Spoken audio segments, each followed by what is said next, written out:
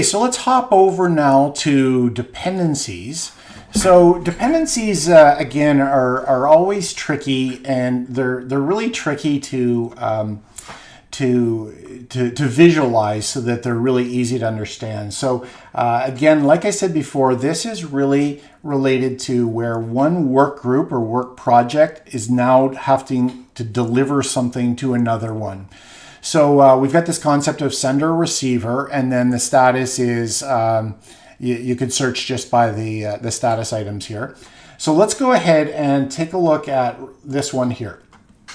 So we've got legal and regulatory need the full due diligence to prepare the stakeholder strategy. Okay, fair enough. The nature is a mandatory. The dependency type, it's internal. And the status, this one happens to be closed right now. And then I give a quick high-level detailed dependency. Now, this is where it kind of gets interesting, because what you can do is you can get it right down to the working group level.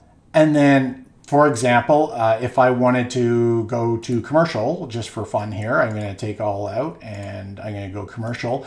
And then I can say the cash management team, and then the specific project. It turns out that there isn't a project associated with them just yet. And you can even do it down to a sending work breakdown structure number or a sending milestone level. So you really have that level of granularity to see how that's performing. And this is really critical.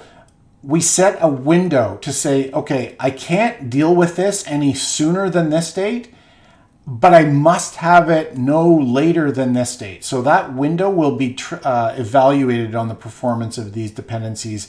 And then the implication is, if this dependency is not met within this window, then what happens? So very, very key, critical way to assess and track your dependencies.